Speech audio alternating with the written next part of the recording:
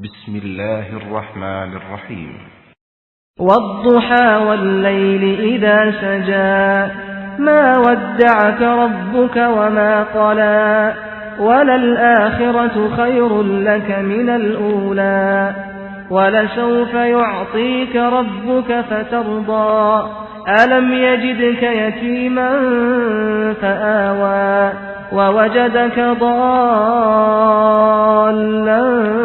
نؤمن به ونتوكل عليه ونعوذ بالله من شرور أنفسنا ومن سيئات أعمالنا من يهده الله فلا مضل له ومن يضلله فلا هادي له وأشهد أن لا إله إلا الله وحده لا شريك له وأشهد أن محمدا عبده ورسوله أما بعد فقد قال الله تعالى في القرآن العظيم والفرقان المجيد أعوذ بالله من الشيطان الرجيم بسم الله الرحمن الرحيم يا أيها الناس اتقوا ربكم الذي خلقكم من نفس واحدة وخلق منها زوجها وبث منهما رجالا كثيرا ونساء واتقوا الله الذي تساءلون به والأرحام إن الله كان عليكم رقيبا يا أيها الذين آمنوا اتقوا الله حق تقاته ولا تموتن إلا وأنتم مسلمون يا أيها الذين آمنوا اتقوا الله وقولوا قولا سديدا يصلح لكم أعمالكم ويغفر لكم ذنوبكم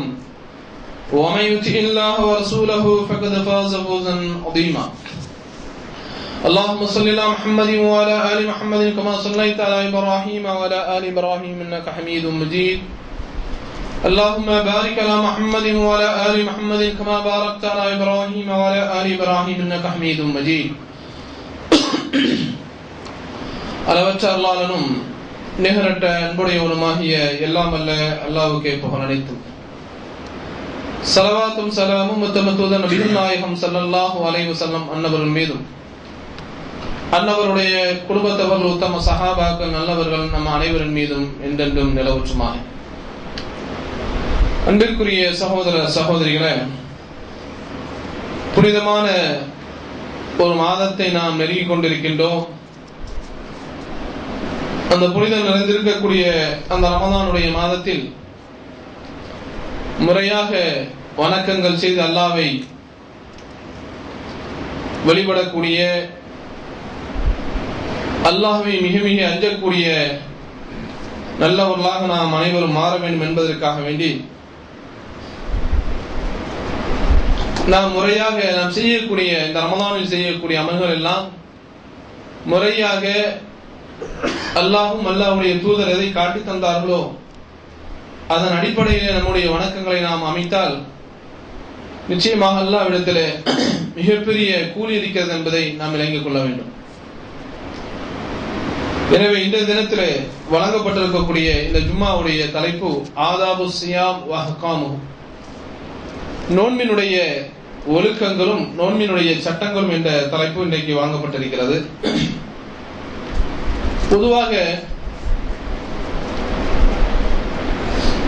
நாம் செய்யக்கூடிய ஒவ்வொரு விஷயங்களும்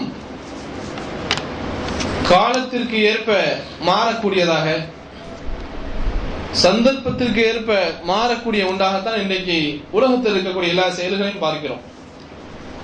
ஒரு காலத்தில் இதை நாம் செய்திருப்போம், மற்றொரு காலத்தில் நவீனங்கள் வளர்ந்த காரணத்தினால், விஞ்ஞானம் வளர்ந்த காரணத்தினால் அதை அப்படியே ஒரு விதமாக மாற்றிக்கொள்வோம். இப்படி உலகத்தில் இருக்கக்கூடிய எல்லா செயல்களையும் காலத்துக்கு தகுந்தாற்போல் நாம் மாற்றிக்கொள்வோம். ஆனால் அல்லாஹ் தந்திருக்கக்கூடிய இந்த சத்திய மார்க்கம், இங்கு சொல்லப்படக்கூடிய சட்டத்திட்டங்கள் எல்லாம் கியாமத் நாள் வரை அல்லாஹ்வுடைய தூதர் நமக்கு எதை காட்டி தந்தார்களோ அதுதான் சட்டங்களாக இன்றைக்கு இருந்து கொண்டிருக்கிறது. எனவே அன்புக்குரிய சகோதரர்களே சகோதரிகளே, இந்த ரமதானை வரக்கூடிய ரமதானை பொறுத்தவரையே முழுமையாக அதிலே நாம் அமல் செய்து வணக்கங்களை எவ்வாறு செய்ய வேண்டும், அதனுடைய முறைகள் என்ன என்பதையெல்லாம் உண்மையான சட்டத்திட்டங்களை தெரிந்து கொண்டு நாம் அமல் செய்ய கடமைப்பட்டிருக்கிறோம். ஏனென்று சொன்னால் இவ்வளவு நாட்களாக ஊர்ல நாம் நோன்பு வைத்திருக்கலாம், இந்த கோயில்ல கூட வந்து நோன்பு வச்சிருக்கலாம். வைத்தாலும் கூட பல்வேறு சட்டத்திட்டங்களை நம்முடைய ஊர் வழக்கப்படியும் அல்லது நம்ம சிறுபிராயத்திலிருந்து நாம் எப்படி பழக்கப்பட்டோமோ அதனுடைய அடிப்படையிலும் நம்முடைய வணக்கங்களை நாம் அமைத்திருக்கலாம். ஆனால் உண்மையான கூலி யாருக்கு இருக்கிறது என்று சொன்னால், யார் அல்லாஹும் அல்லாஹ்வுடைய தூதரும் காட்டி தந்தார்களோ அதன் அடிப்படையிலே தங்களுடைய வணக்கங்களை அமைக்கின்ற போதுதான் முறையான கூலி கிடைக்கிறது. ஏனென்று சொன்னால், வணக்கங்களை பொறுத்தவரையில் நபிகள் நாயகம் ஸல்லல்லாஹு அலைஹி வஸல்லம் சொல்லித் தருகின்றார்கள், குது அன்னி மனாசிகக்கும், என்னிடத்திலிருந்து நீங்கள் செய்யக்கூடிய வணக்கங்களை எல்லாம் நீங்கள் கற்றுக்கொள்ளுங்கள், எடுத்துக்கொள்ளுங்கள் என்று நபிகள் நாயகம் ஸல்லல்லாஹு அலைஹி வஸல்லம் சொல்றாங்க. அதே போல தொழுகை எடுத்துக்கொண்டால் ஒவ்வொருவரும் ஒவ்வொரு விதமாக தொழுகின்றோம். ஆனால் நபிகள் நாயகம் ஸல்லல்லாஹு அலைஹி வஸல்லம் அவர்கள் சொல்லித் தருகின்ற போது, சல்லு கமா ரஅய்துமூனி உஸல்லி, என்னை எவ்வாறு நீங்கள் தொழ கண்டீர்களோ அதே அடிப்படையிலே நீங்களும் தொழுகுங்கள் என்று நபிகள் நாயகம் ஸல்லல்லாஹு அலைஹி வஸல்லம் சொல்றாங்க.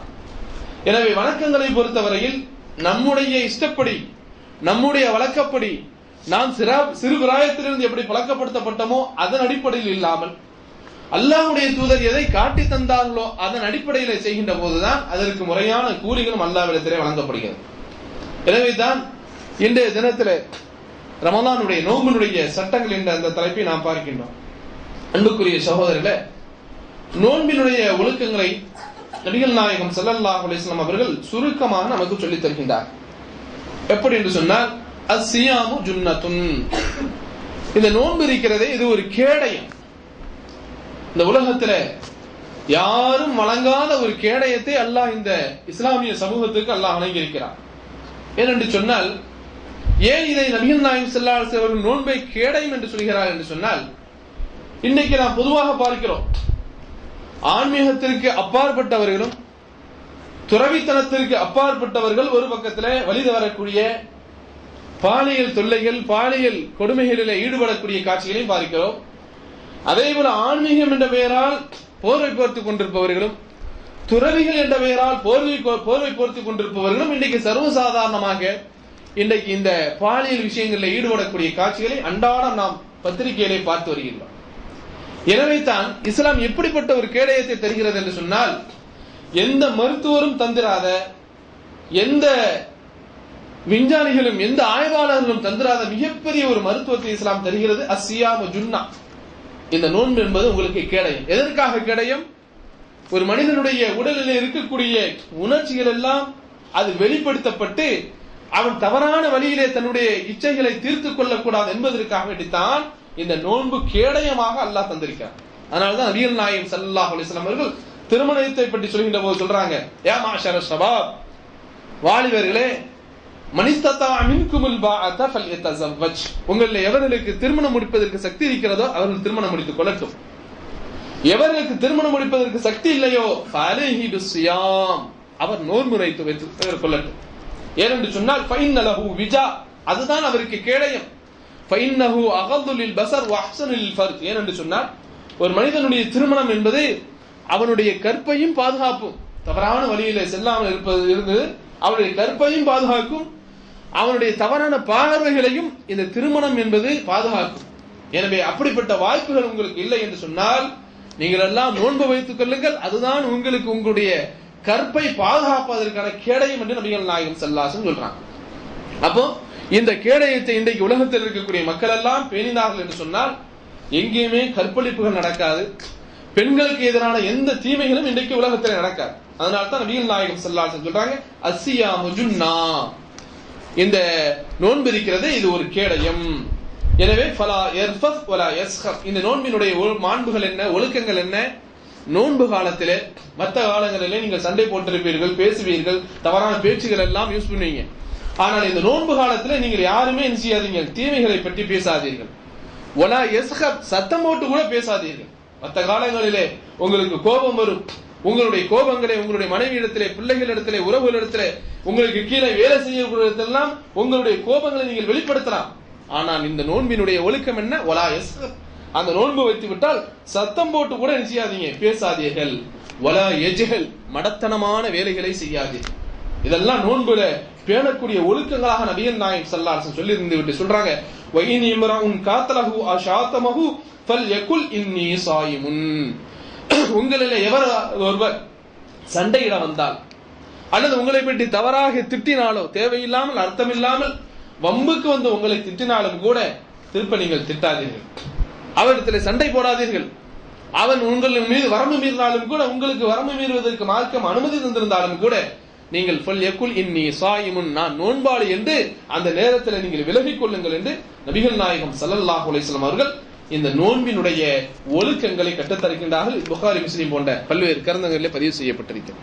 எனவே அன்புக்குரிய சகோதரர்களே, அப்ப நோன்பினுடைய நோக்கம் என்ன என்பதை நாம் தெரிந்து கொள்ள வேண்டும். ஏனென்று சொன்னால் அல்லாஹ் நோன்பினுடைய நோக்கமாக எதை சொல்கின்றான்? யா அய்யுஹல்லதீன ஆமனூ குதிப அலைக்குமுஸ் ஸியாம் கமா குதிப அலல்லதீன மின் கப்லிக்கும் லஅல்லக்கும் தத்தகூன். ஈமான் கொண்ட விசுவாசிகளே, உங்களுக்கு முன்னிருந்தவர்களுக்கு நாம் எப்படி நோன்பை கடமையாக்கிறோமோ அதே போன்று உங்களுக்கும் நோன்பை நாம் கடமையாக்கி இருக்கிறோம். எதற்கு இந்த நோன்பு? இதனுடைய நோக்கம் என்ன? எதை அடைவதற்காக நீங்கள் பசித்திருக்கின்றீர்கள்? எதை அடைவதற்காக நீங்கள் தாகித்திருக்கின்றீர்கள்? லஅல்லக்கும் தத்தகூன், நீங்கள் இறைவனை அஞ்சக்கூடியவர்களாக மாற வேண்டும். இறையச்சம் உங்களிடத்தில் வர வேண்டும். அதற்காண்டிய ஒரு பயிற்சி காலங்கள் தான் இந்த ரமலானுடைய மாதம்.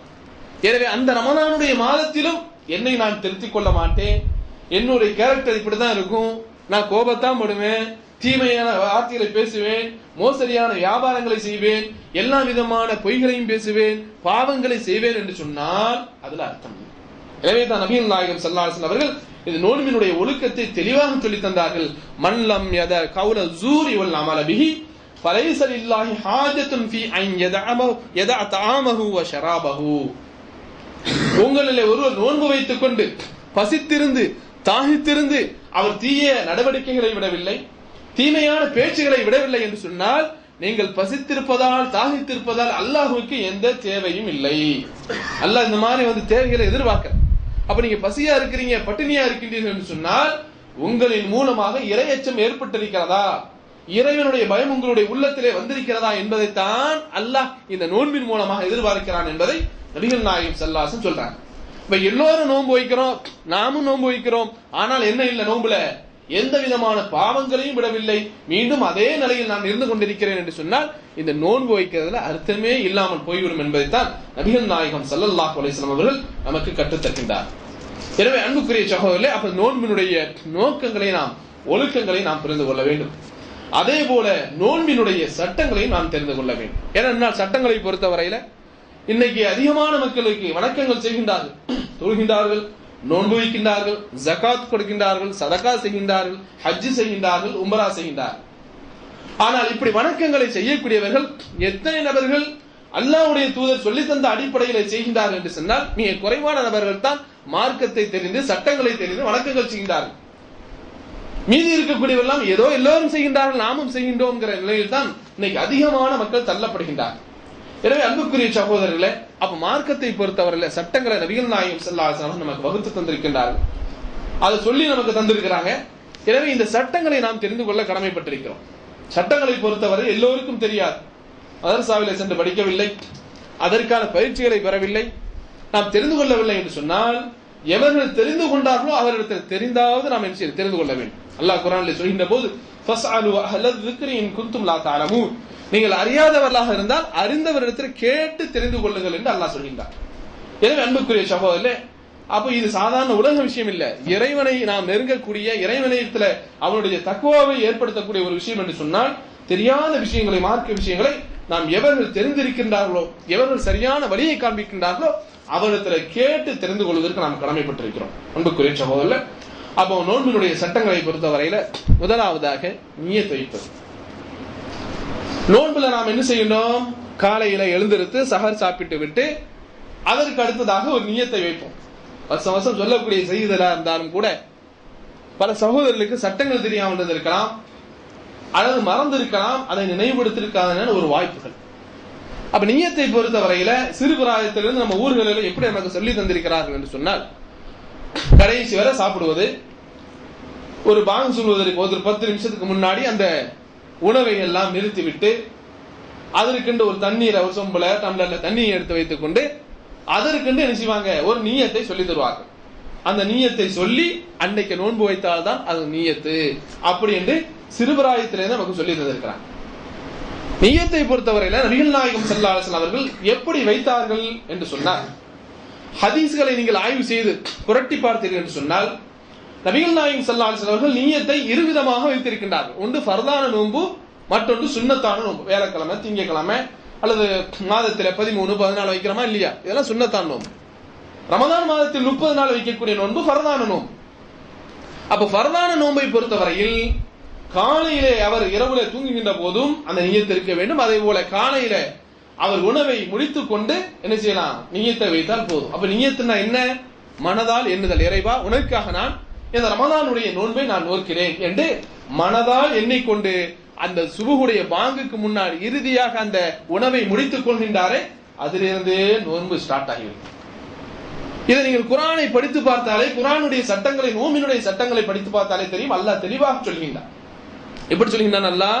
குலு வஷ்ரபு ஹத்தா யதபய்யன லக்குமுல் ஹைத்துல் அபியது மினல் ஹைத்தில் அஸ்வத். உங்களுக்கு வெள்ளை கயிறிலிருந்து கருப்பு கயிறு தெளிவாகின்ற வரை நீங்கள் சாப்பிடுங்கள், குடியுங்கள். அப்ப அல்லாஹ் நேரத்தை எதை சொல்லி தர்றான்? மகரிபுடைய நேரம் வந்து விட்டால் சாப்பிட ஆரம்பித்து விடுங்கள். அதே போல சுபுகுடைய நேரம் விடிந்து விட்டால், காலை நேரம் ஆகிவிட்டால் உங்களுடைய உணவை நிறுத்திக் கொள்ளுங்கள். இதான் அல்லாஹ் தந்திருக்கக்கூடிய டைம். மகரிப் நேரம் வந்தால் சாப்பிட ஆரம்பிச்சிடணும். இஃப்தாருடைய நேரம் வந்துருச்சு. சுபுகுடைய நேரம் வந்து விட்டால் சஹருடைய நேரம் முடிஞ்சு போச்சு. அங்க இஃப்தாருடைய நேரம் ஆரம்பிக்கிறது, இங்கே சஹருடைய நேரம் முடிகிறது. இதுதான் அல்லாஹ் தந்திருக்கக்கூடிய கட்டளை.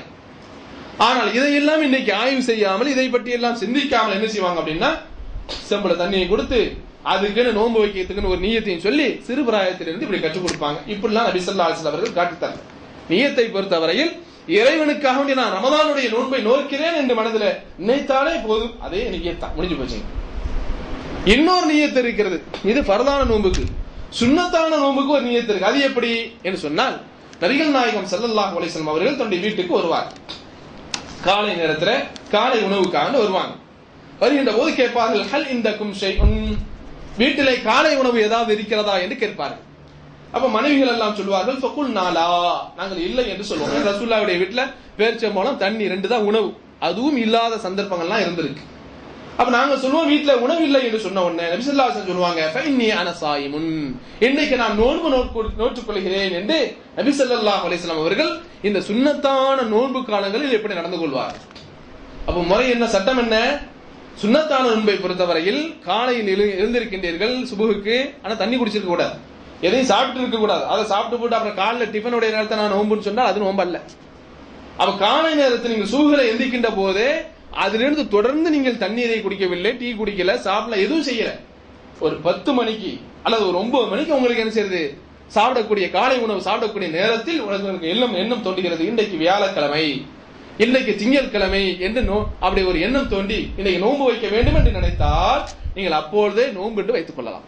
இதுதான் சுன்னத்தான நோன்புக்கு நபிகள் நாயகம் ஸல்லல்லாஹு அலைஹி வஸல்லம் அவர்கள் காட்டி தந்த நியத். அப்ப நபி ஸல்லல்லாஹு அலைஹி வஸல்லம் அவர்கள் வீட்டுக்கு வர்றாங்க, உணவு இல்லை என்று சொன்ன உடனே மனைவி இடத்துல சண்டை போடவில்லை, பேசவில்லை, நான் வெளியிலிருந்து ஏதாவது வாங்கிட்டு வரலாம் சொல்லல. உடனே என்ன சொல்றாங்க, இன்னி அன ஸாயிமுன், இன்றைய தினத்தில் நான் அல்லாஹ்வுக்காக நோன்பு நோற்றுக் கொள்கிறேன் என்று இந்த சுன்னத்தான நோன்பை காலை நேரத்தில் நியத் வைத்து வச்சுவாங்க, நபி ஸல்லல்லாஹு அலைஹி வஸல்லம் வைப்பாங்க. இதாங்க நியத். அப்ப ஃபர்தான நோன்பை பொறுத்தவரையில் காலையில சுபுக்கு முன்னாடி வச்சிடணும். சுன்னத்தான நோன்புகளை பொறுத்தவரையில காலை பொழுதை அடைந்தும் சுபுக்கு பின்ன கூட என்ன செய்யலாம், நோன்பு வைக்கலாம் என்று முடிவு செய்தால் அந்த நேரத்தில் நியத்தை வைத்துக் கொண்டு அப்படியே என்ன செய்யலாம், சாப்பிடாம அப்படியே கண்டினியூ பண்ணிக்கலாம் என்பதை நபிகள் நாயகம் ஸல்லல்லாஹு அலைஹி வஸல்லம் அவர்கள் சொல்லி தர்றாங்க. இதாங்க நியத்.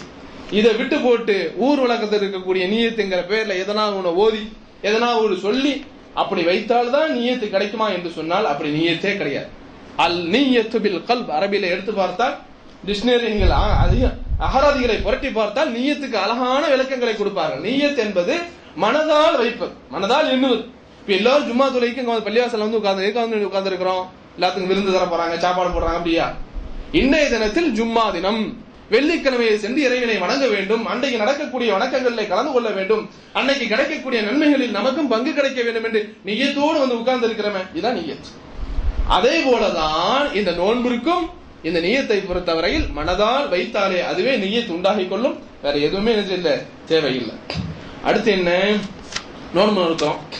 நோன்பு நோற்று விட்டு பல சகோதரர்கள் நடக்கக்கூடிய ஒரு நிகழ்வு, திடீரென்று வழக்க தோசத்தை என்ன செய்வாரு, ஆபீஸ்ல அல்லது வீடுகள் என்ன செய்யறாரு, ஒரு டம்ளர் தண்ணீர் எடுத்து குடிச்சிட்டார். இப்ப என்ன செய்யறது, அதோட நோன்பு முடிச்சுட்டு விட்டுட்டு இன்னைக்கு நல்ல ஒரு ஃபுல் கட்டு கட்டலாம், நல்ல ஒரு வாய்ப்பு என்பதை அதை பயன்படுத்திக் கொள்வதா, அல்லது மறந்ததோடு அதை விட்டு விட்டு அப்படியே நோன்பை கண்டினியூ பண்ணுவதா என்று சொன்னால் நபிகள் நாயகம் ஸல்லல்லாஹு அலைஹி வஸல்லம் சொல்றாங்க, மன் அகல அவ் ஷரிப நாசியன் ஃபல்யுத்திம் ஸௌமஹு, எவராவது உங்களிலே ஒருவர் மறந்து சாப்பிட்டால் அல்லது குடித்தால் உடனே ஞாபகம் வந்துட்டால் அதை விட்டு விட்டு அப்படியே நோன்பை கண்டினியூ பண்ணுங்க.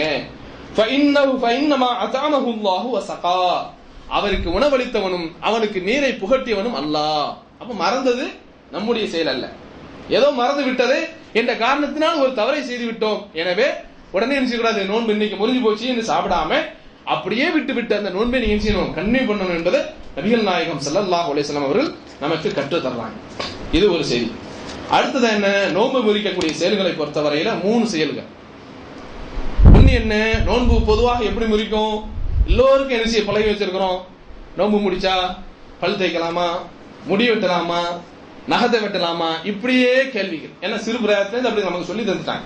ஊர்கள்ல நோன்பு எப்படிலாம் முறியும், சின்ன பல்லிலேருந்து ஒரு ரத்தம் வந்தாலும் முடிஞ்சு போச்சு, என்ன செய்யுது, நோன்பு முடிஞ்சு போச்சு என்றெல்லாம் நினைச்சுவாங்க. பல விதமாக மார்க்கம் சொல்லி தராத சட்டங்களை எல்லாம் இன்னைக்கு நினைச்சாங்க. சிறு பிராயத்திலிருந்து நமக்கு நாம் ஊட்டப்பட்டிருக்கிறோம். அப்ப நோன்பை முறிக்கக்கூடிய காரணங்களை பொறுத்தவரையில ஒண்ணு சாப்பிடுவது, குடிப்பது. அடுத்து என்ன என்று சொன்னால் மனைவியோடு இல்லறத்தில் ஈடுபடுவது, அதுவும் நிச்சயம் நோன்பை முறித்து விடும். அப்போ நல்ல மனைவியோடு இல்லறத்தில் ஈடுபடுவதை பொறுத்தவரையில ஒரு மனிதன் செய்ய முடியாது, மறந்து செய்ய முடியாது, வேணுமென்றே தான் செய்ய முடியும். அப்ப இதற்கு பரிகாரம் என்ன, மார்க்கம் என்ன சொல்லி தந்திருக்கிறது என்று சொன்னால், நபிகள் நாயகம் ஸல்லல்லாஹு அலைஹி வஸல்லம் ஒரு மனிதர் வருகின்றார், வந்து சொல்லுகின்றார், யா ரசூலல்லாஹ் ஹலத்து, அல்லாஹ்வுடைய தூதரே நான் அழிந்து விட்டேன் என்று சொல்லுகின்றார். அல்லாஹ்வுடைய தூதர் கேட்டாங்க, நீ ஏன் அழிந்து விட்டாய், என்ன காரியம் செய்தாய் என்று கேட்டார். அதுக்கு அந்த மனிதர் சொல்கின்றார், வகாத் அலா இம்ராத்தி ஃபி ரமதான், ரமதானுடைய காலங்களில் பகல் நேரத்தில் என்னோட மனைவியோடு நான் சேர்ந்து விட்டேன் என்று சொன்ன உடனே நபிகள் நாயகம் ஸல்லல்லாஹு அலைஹி வஸல்லம் அவர்கள் அதற்கான பரிகாரத்தை சொல்லி தந்தார். என்ன பரிகாரம், ஹல் தஸ்ததியு அன் தஅதிக ரகபா, நீ ஒரு அடிமையை உரிமை இருப்பதற்கு நீ உனக்கு சக்தி இருக்கிறதா என்று கேட்டார். அப்ப அவர் சொன்னார், எனக்கு இல்லை என்று சொன்னார். அப்படியானால் அடுத்த பரிகாரமாக தொடர்ந்து நீ 2 மாதங்கள் நோன்பு நோற்பதற்கு உனக்கு சக்தி இருக்கிறதா என்று கேட்டார். ஒரு மனிதர் ஒரு நோன்பை, பரதான நோன்பை வேண்டுமென்றே விட்டு விட்டால் அவருக்கு தண்டனை அந்த நோன்பிற்காக 2 மாதங்கள் தொடர்ந்து நோன்பு வைக்க வேண்டும். பெரிய தண்டனை. ஏன்னா வேற ஏதாவது முடியல, பலகீனப்பட்டு விட்டார், உயிர் போயிரும், வேற ஏதாவது பிரச்சனைகள் என்று சொன்னால் விட்டுக் கொள்ளலாம், அது பிரச்சனை இல்லை. வேண்டுமென்றே வைக்கக்கூடிய நோன்பை எந்த தகுந்த காரணங்கள் இல்லாமல் ஒரு விடுகின்றார் என்று சொன்னால் அதற்கு பரிகாரம் தொடர்ந்து 2 மாதங்கள், ஒரு நோன்பிற்காக 2 மாதங்கள் நோன்பு வைக்கணும். இடையில ஒண்ணு கூட விடவே கூடாது, தொடர்ந்து 2 மாதங்கள். அல்லாஹ் சொல்லிருக்கக்கூடிய சட்டம். அப்படி சொன்ன உடனே அவர் சொல்கின்றார், அல்லாஹ்வுடைய தூதரே அதற்கும் எனக்கு சக்தி இல்லை என்று சொல்கின்றார். அடுத்த நபி ஸல்லல்லாஹு அலைஹி வஸல்லம் சொல்றாங்க, அப்படியானால் ஒரு 60 ஏழைக்கு உணவு கொடுப்பதற்கு சக்தி இருக்கிறதா, ஒரு நோன்புக்கு 60 ஏழைக்கு உணவு கொடுக்க வேண்டும், அதற்கு சக்தி இருக்கிறதா என்று சொன்ன உடனே அதற்கும் அந்த நபித்தோழர் சொல்கின்றார், அல்லாஹ்வுடைய தூதரே அதற்கும் எனக்கு வழி இல்லை என்று சொன்ன உடனே ரசூலுல்லாஹ் அப்படி உட்கார சொன்னாங்க, கொஞ்சம் உட்காருங்க அப்படிங்கிறாங்க. கொஞ்ச நேரத்தில் நபிகள் நாயகம் ஸல்லல்லாஹு அலைஹி வஸல்லம் அந்த சபைக்கு ஒரு பெரிய கூடையில பேரிச்சம்பழம் கொண்டு வரப்படுகிறது. அந்த பேரிச்சம்பழம் வந்த உடனே நபி ஸல்லல்லாஹு அலைஹி வஸல்லம் அவர்கள் அவரை பார்த்து சொல்கின்றார்கள், இதை எடுத்துக்கொண்டு போய் உன்னுடைய பகுதியில் இருக்கக்கூடிய ஏழைக்கு நீ தர்மம் செய்து. ஏன்னா தர்மம் கொடுக்க அவருக்கு வசதி இல்லை. அதனால என்ன செய்யறாங்கன்னா அரசாங்க நிதியிலிருந்து, அரசாங்க கருவூலத்தில் இருக்கக்கூடிய பொருளை எடுத்து கொடுத்து உன்னுடைய பகுதியில் இருக்கக்கூடிய ஏழைக்கெல்லாம் இதை சதக்கம் தர்மம் செய்து விடு, உன்னுடைய பரிகாரம் நிறைவேறிவிடும் என்று சொல்றாங்க. உடனே அந்த மனிதர் சொல்கின்றார், அந்த நபி தோழர் சொல்கின்றார், மா பைன லாபைஹா அஹதுன் அஃகர மின்னா, நான் இருக்கிறேன் என்னுடைய பகுதி 2 மலைக்கு மத்தியில் இருக்கக்கூடிய ஒரு பகுதி, அந்த பகுதியில என்னை விட ஏழை எவருமே கிடையாது என்று சொல்கின்றார்.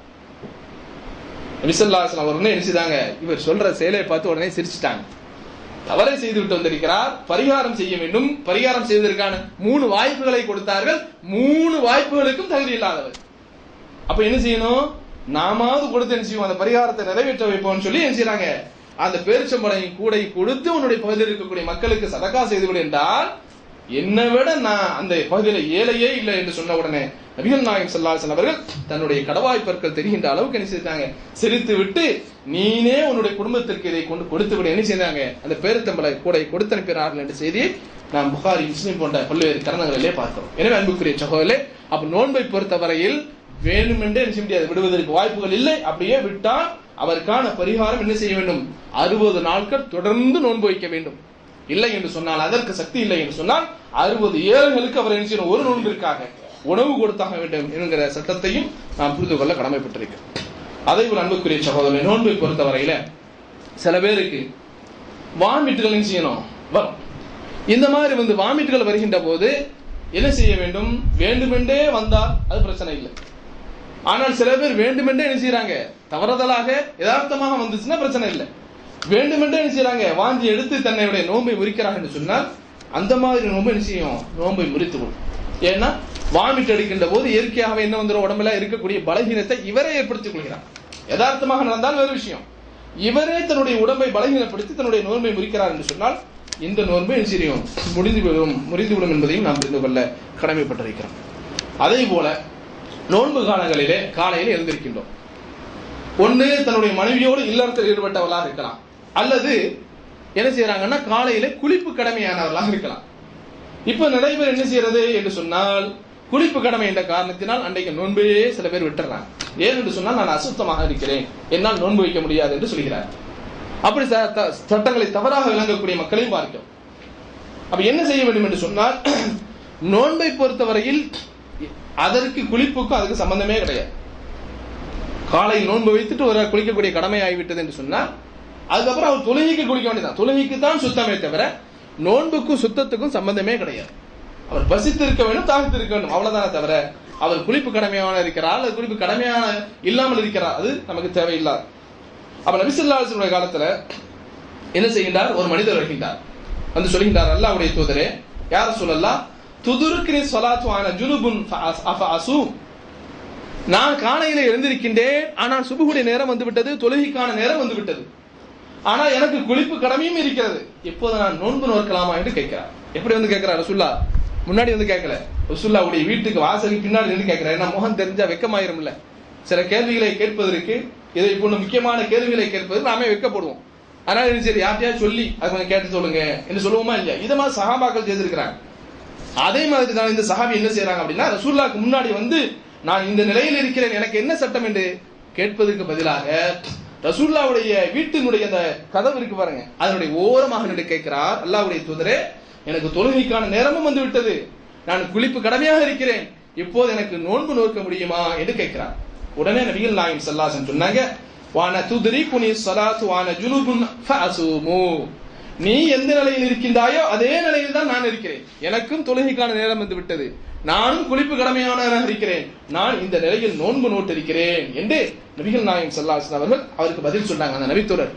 உடனே அந்த நபித்தோழர் சொல்கின்றார், அல்லாஹ்வின் தூதரே லஸ்த மிஸ்லனா யா ரசூலல்லாஹ் கத கஃபரல்லாஹு லக மா தகத்தம மின் தன்பிக வ மா தஅخر, அல்லாஹ்வின் தூதரே நீங்கள் வேறு நான் வேறு, நீங்கள் அல்லாஹ்வினால் முன்பின் பாவங்கள் எல்லாம் மன்னிக்கப்பட்டவர்கள், ஆனால் உங்களுக்குள்ள சட்டத்தை நான் எடுத்துக்கலாமா, நான் சாதாரண மனிதனாகிவிட்டது என்று கேட்ட உடனே நபிகள் நாயகம் ஸல்லல்லாஹு அலைஹி வஸல்லம் சொன்னாங்க, வல்லாஹி இன்னி லஅர்ஜு அன் அகூன அக்ஷாக்கும் லில்லாஹ் வ அல்லிமுக்கும் பிமா அத்கா, தோழரே உங்களை எல்லாம் விட நான் அதிகமாக அல்லாஹ்வுக்கு பயப்படக்கூடியவன், நானே இதே நிலையில் இருந்துதான் நோன்பு நோக்கிறேன், அதே போல உங்களுக்கு நான் தான் மார்க்கத்தை கற்றுக் கொடுப்பவன், எனவே நான் சொல்வதை நீங்கள் ஏற்றுக்கொள்ளுங்கள் என்று நபிகள் நாயகம் ஸல்லல்லாஹு அலைஹி வஸல்லம் அவர்கள் அந்த நபி தோழருக்கு சொன்னார். இந்த செய்தியை முஸ்லிம் என்ற கிரந்தங்களிலே பார்க்கலாம். எனவே அன்புக்குரிய சகோதரர்களே, அப்போ இந்த மாதிரி வந்து குளிப்பு கடமையாகிவிட்டால் அதோடு நோன்பு இருக்கலாம், அதுக்கும் நோன்புக்கு எந்த சம்பந்தம் இல்லை. ஆனா தொழுகைக்கு போறோம் அப்படின்னு சொன்னா என்ன செய்யணும், குளித்து விட்டு தான் நினைச்ச முடியும் தொழுகைக்கு போக முடியும் என்பதை விளங்கிக் கொள்ள வேண்டும்.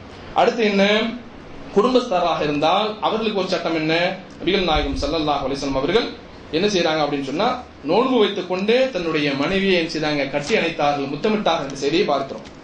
அதே நேரத்தில் முத்தமிட்டு விட்டு நபிகள் நாயகம் ஸல்லல்லாஹு அலைஹி வஸல்லம் சொல்றாங்க, வலாகின்னஹு கான அம்லிகுகும் லிஇர்பிஹி, நபிகள் நாயகம் ஸல்லல்லாஹு அலைஹி வஸல்லம் அவர்கள் தன்னுடைய உணர்ச்சிகளை உங்களை எல்லாம் விட கட்டுப்படுத்தக்கூடியவர்களாக இருந்தார்.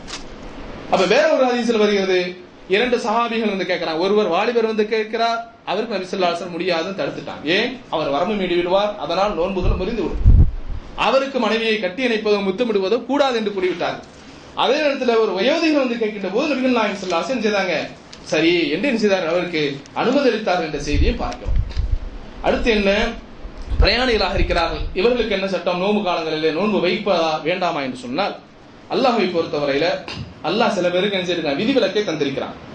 அதுல நோன்பாடிகள்ல பிரயாணிகள் அதே போல நோயாளிகள்லாம் இருக்கிறாங்க, அவங்களுக்கு என்ன உண்டு, அவர்களுக்கு சலுகை இருக்கும். அல்லாஹ் குர்ஆனிலே சொல்கின்ற போது, ஒமன் கான மரீதன் அவ் அலா சஃபரின் ஃபஇத்தத்து மின் அய்யாமின் உஹர் யுரீதுல்லாஹு பிக்குமல் யுஸ்ர வலா யுரீது பிக்குமல் உஸ்ர், உங்களில் எவராவது நோன்பு காலங்களிலே நோயாளியாக இருந்தீர்கள் அல்லது பயணத்தில் நீங்கள் இருந்தால் ஃபஇத்தத்து மின் அய்யாமின் உஹர், நீங்கள் அந்த நாளிலே நோன்பை விட்டுக்கொண்டு வேறொரு நாளில் அந்த நோன்பை செய்யுங்கள், கலா செய்து கொள்ளுங்கள். ஏனென்று சொன்னால் அல்லாஹ் உங்களுக்கு இலகுவை தான் நாடுகின்றான், கஷ்டத்தை ஒருபோதும் அல்லாஹ் நாடவில்லை என்று அல்லாஹ் குர்ஆனில் சொல்லி காமிக்கிறான். எனவே நோன்பாளிகளை பொறுத்தவரையிலே அவர்கள் பயணிகளாக அவர்கள் நோயாளிகளாக இருந்தால் அந்த காலத்தில் என்ன செய்யலாம், நோன்பை விட்டு வேறொரு காலத்தில் என்ன செய்யணும், அதை கலா செய்து விட வேண்டும்.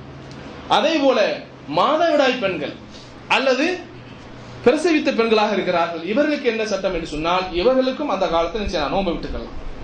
ஏன்னா இவர்களுக்கு தொழுகையும் இல்லை நோன்பும் இல்லை. தொழுகையை பொறுத்தவரை கலா செய்ய வேண்டிய அவசியம் இல்லை. 10 நாட்கள் அல்லது 20 நாட்கள் 30 நாட்களாக இருந்தால் அந்த காலங்களிலே மாதவிடாய் காலங்கள் பிரசவித்த காலங்களாக இருந்தால் அந்த காலத்தில் அவர்களுக்கு தொழுகையும் இல்லை நோன்பும் இல்லை. ஆனால் விட்ட நோன்புகள் பிறிதொரு காலத்தில் என்ன செய்யணும், மற்ற காலங்களில் அதை என்ன செய்யணும், அவர்கள் கலா செய்ய வேண்டும். தொழுகையை பொறுத்தவரையில் கலா செய்ய வேண்டிய அவசியம் இல்லை. அதே போல வேற யாருக்கு சலுகை இருக்கிறது என்று சொன்னால் பாலூட்டக்கூடிய அன்னையர்களுக்கும் அதே போல கர்ப்பிணி பெண்கள் இவர்களுக்கும் என்ன செய்யறாங்க, பிரசவித்து கருப்பு காலத்தில் என்ன செய்யறாங்க, நோன்பு எடுக்க முடியல சிரமம் என்று சொன்னால் அந்த நேரத்தை விட்டுக்கலாம். அதே போல பால்குடி பெண்கள் பால் கொடுக்கக்கூடிய தாய்மார்களாக இருந்தால் அவர் தன்னுடைய பிள்ளைகளுக்கு பால் கொடுப்பதனால் சிரமம் ஏற்படுகிறது என்று சொன்னால் அவர்கள் என்ன செய்யலாம், அந்த காலத்தை நோன்பை விட்டுவிட்டு பிறிதொரு காலத்தை என்ன செய்யணும், அந்த நோன்புகளை கலா செய்ய வேண்டும். அதே நேரத்தில் இப்படி சலுகை அளிக்கப்பட்டவர்கள் இரு சாரார்கள் இருக்கிறார்கள். ஒரு சாரார் என்ன அப்படின்னு சொன்னா தற்காலிகமான தடை, பயணிகள், நோயாளிகள், கர்ப்பிணி பெண்கள், பிரசவித்தவர்கள் இவர்களுக்கு தற்காலிக தடை, பின்னாடி கலா செய்யணும். இன்னும் சில நபர்கள் இருக்கிறார்கள் அவர்களுக்கு தற்காலிக தடை நிரந்தர தடை. எப்படிப்பட்டவர்கள் சொன்னால் நிரந்தரமான ஒரு நோய், பெரிய நோயில மாட்டிட்டு இருக்கிறாங்க, தீராத நோய், வாழ்க்கை ஃபுல்லா நோய் தான், மாத்திரையும் ட்ரீட்மெண்ட் எடுத்துக்கொண்டே இருக்கிறார்கள், நோயே தீண்டபாடில்லை, காலம் ஃபுல்லாக அப்படியே கிடைக்கிறது என்று சொன்னால் இவர்களுக்கு என்ன சட்டம் என்று சொன்னால் அவருக்கு சக்தி இருந்தால் அந்த விட்ட நோன்புக்கு ஒவ்வொரு நோன்புக்கும் ஒரு ஏழைக்கு என்ன செய்யணும், சாப்பாடு கொடுத்து விட வேண்டும். 30 நாள் 30 ஏழைக்கு சாப்பாடு கொடுத்து விட வேண்டும். ஏனென்று சொன்னால் அவருக்கு என்ன செய்ய முடியல, நோன்பை பிறிதொரு காலத்திலும் இப்பொழுதும் வைக்க முடியல, பின்னாடி இன்னொரு காலத்திலும் வைக்க முடியாது. ஏன்னா அவருடைய உடல்நிலை அந்த மாதிரி இருக்கு, நிரந்தரமான நோயில் என்ன செய்யற மருத்துவம் எடுத்துக்கொண்டே இருக்கிறார் என்று சொன்னால் இவருக்கு இந்த சட்டத்தையும் என்ன செய்யறாங்க, நபிகள் நாயகம் ஸல்லல்லாஹு அலைஹி வஸல்லம் கற்றுத் தருகின்றார்கள். எனவே அன்புக்குரிய சகோதரர்களே, அப்ப இதெல்லாம் ஒரு குறிப்பான ஒரு சில சட்டங்கள், இதுபோக மற்ற சட்டங்கள் இருந்தாலும் அந்த சட்டங்களை எல்லாம் தெரிந்து கொண்டு என்ன செய்ய வேண்டும், நாம் நோன்பு கடமைப்பட்டிருக்கிறோம். குறிப்பாக நோன்பை முறிக்கக்கூடிய காரணங்கள் இந்த 3 தான். நோன்பு காலங்கள்ல பல் விளக்கலாம், சோப்பு போடலாம், முடி வெட்டலாம், நகத்தை வெட்டலாம், எல்லாம் செய்யலாம். மார்க்கத்துல அதற்கு தடையே கிடையாது. நகத்தை வெட்டா நோன்பு முறிஞ்சிரும், ரத்தம் வந்தா நோன்பு முறிஞ்சிரும், முடி வெட்டலாமா, இதெல்லாம் கேட்க வேண்டிய கேள்வியே இல்லை. இதுக்கெல்லாம் மார்க்கத்துல எந்த தடைகளும் இல்லை. அப்ப இதையெல்லாம் என்ன செய்யணும், முறையாக தெரிந்து கொண்டு வரக்கூடிய இந்த ரமலானிலே முழுமையாக நோன்பு நோட்டு அந்த நன்மைகளை எல்லா இடத்துல பெறக்கூடிய நன்மக்களாக நம்ம அனைவரையும் எல்லாமல் அல்லாஹ் ஜல்ல ஷஅனஹு ஆக்கிடுவான்.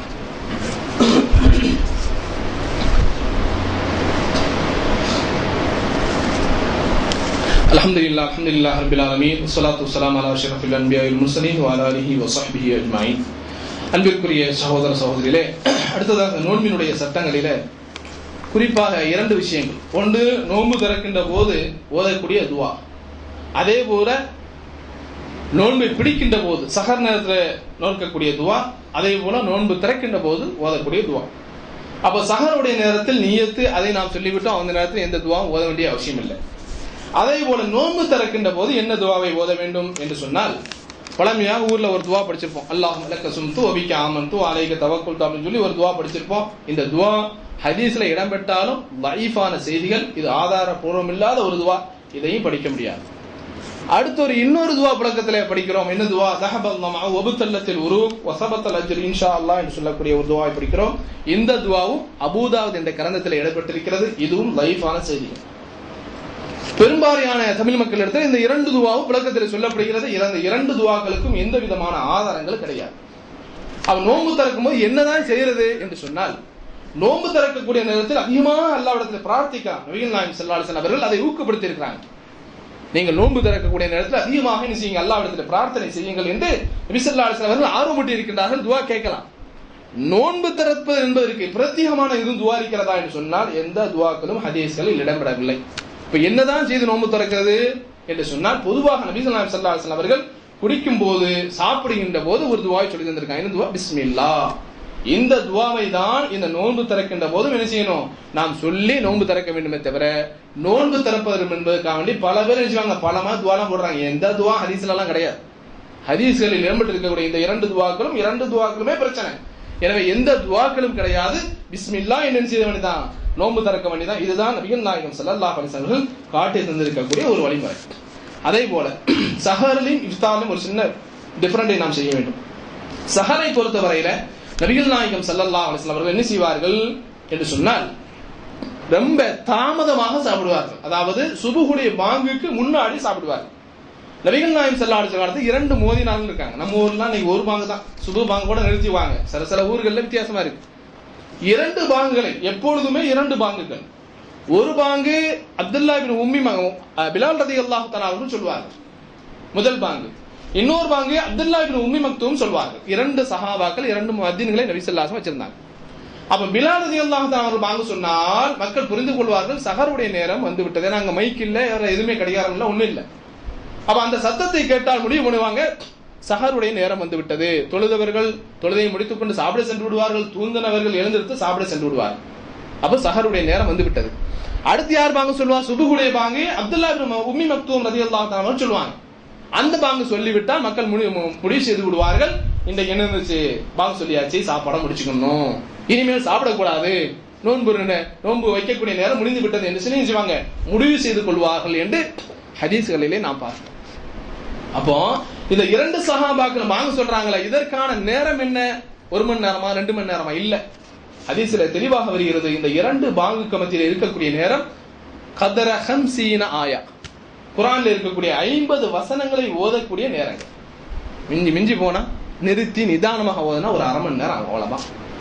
அப்ப 1/2 மணி நேரத்துக்கு முன்னாடி ஒரு பாங்கு மக்களை எல்லாம் உசார்படுத்துவதற்காக, அடுத்த பாங்கு சுபுகுடைய பாங்கு முடிஞ்சு விட்டது, அதோட சஹர் முடிந்து விட்டது என்பதை நபிகள் நாயகம் ஸல்லல்லாஹு அலைஹி வஸல்லம் காட்டி தந்திருக்கிறாங்க. எனவே தான் சொல்றாங்க, நீங்கள் சஹர் செய்யுங்கள், சஹரிலே பரக்கத் இருக்கிறது. அதே நேரத்தில் யூதர்கள் கிறிஸ்தவர்கள் நோன்பு வைப்பார்கள், அவர்கள் சஹர் சாப்பிடுவதில்லை, நீங்கள் சஹர் சாப்பிடுங்கள், அதிலே அல்லாஹ் பரக்கத்தை வைத்திருக்கிறார். அந்த சஹரை தாமதமாக சுபுகுக்கு முன்னாடி நெருக்கமாக வைத்து சாப்பிடுங்கள். இது ஒரு சுன்னத். இஃப்தாரை பொறுத்தவரை என்ன செய்ய வேண்டும் என்று சொன்னால், இஃப்தாருடைய நேரம் வந்து விட்டது என்று சொன்னால் அதை விரைவாக செய்யுங்கள். நபிகள் நாயகம் ஸல்லல்லாஹு அலைஹி வஸல்லம் சொல்றாங்க, லா யஸாலுன் நாஸு பிகைரின் மா அஜ்லுல் ஃபித்ர. அந்த இஃப்தாரை மக்கள் எந்த அளவுக்கு விரைவாக செய்கின்றார்களோ அந்த அளவுக்கு மக்கள் நன்மையிலே இருந்து கொண்டிருக்கின்றார்கள். அப்ப என்ன செய்யக்கூடாது, நான் குர்ஆன் ஓதி தான் நோன்பு திறப்பேன், அல்லது இன்னும் ஒரு 1/2 மணி நேரம் கழிக்கணும், இன்னொரு 10 நிமிஷம் கழிக்கணும், நேரம் மறைஞ்சிருக்காது, இப்படிலாம் என்ன செய்யக்கூடாது.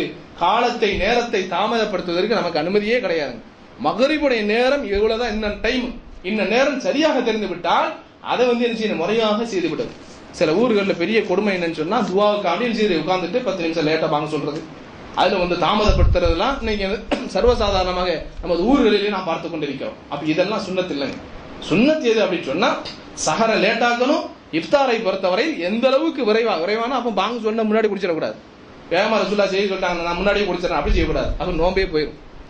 பாங்கு சொன்னவுடன் தாமதப்படுத்தக்கூடாது, இஃப்தாரை தாமதப்படுத்தக்கூடாது, விரைவாக இந்த செயலை நீங்கள் செய்ய வேண்டும் என்று செய்றாங்க நபிகள் நாயகம் ஸல்லல்லாஹு அலைஹி வஸல்லம் சொல்லி தந்திருக்கிறாங்க. எனவே அன்புக்குரிய சகோதரர்களே, அப்ப இப்படிப்பட்ட சட்டங்களை எல்லாம் வரக்கூடிய இந்த ரமதானிலே நாம் தெரிந்து முறையாக நோன்பு வைத்து அல்லாஹ்விடத்தில் நன்மை பெறக்கூடிய நன்மக்களாக நாம் அனைவரையும் எல்லாம் அல்லாஹ் ஜல்ல ஷஅனஹு ஆக்கி அல்வானாக.